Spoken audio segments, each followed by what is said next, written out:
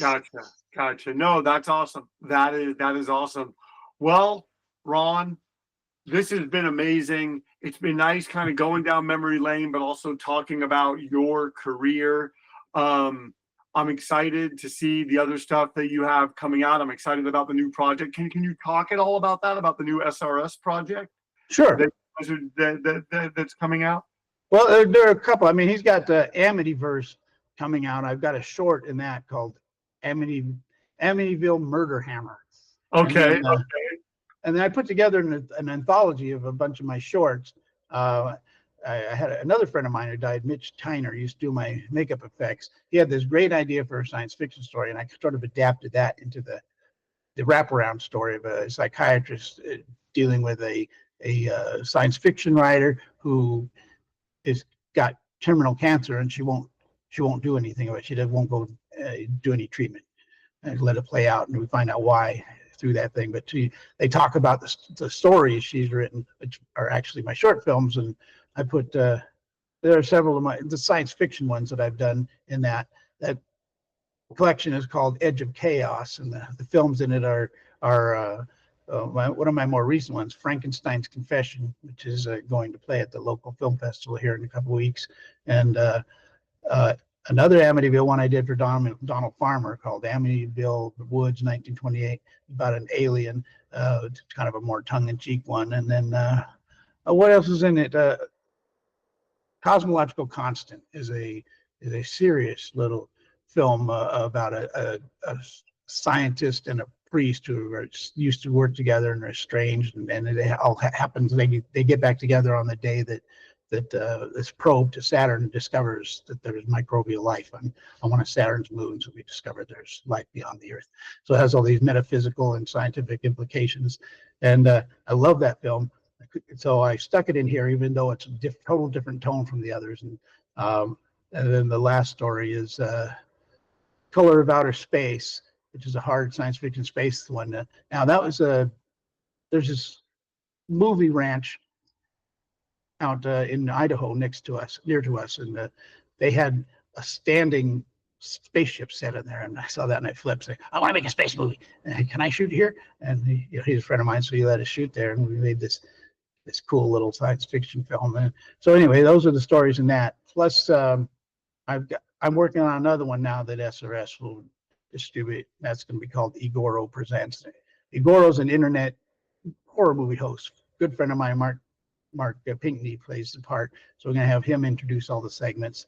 And that's going to have my latest film was The Trigger Finger, which is an adaptation of The Monkey's Paw, set in modern times.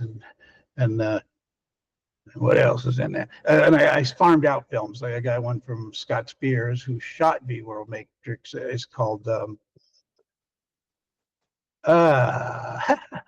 it was called Reboot. And then there's my animated film, Raven and Paladin, which is a more comical thing, using all the night figures that Mitch gave me when he died. And then another short film from a friend of mine, Andrew Enriquez, called it's called Photo Bomber. And then the last one is another guy I work a lot with here in Spokane is Tom Stever. He's the guy I wanted to do February's Choice animation with. He made this film called Bianca a few years ago that has never gotten out, but I always thought it was a brilliant little film. I think it's super disturbing. And so I put that at the end of it. It's about a guy who has an affair with this beautiful woman, but it's all animated. The people are all photographs with little limited movement, but Bianca herself is like a Barbie doll, which I thought was genius.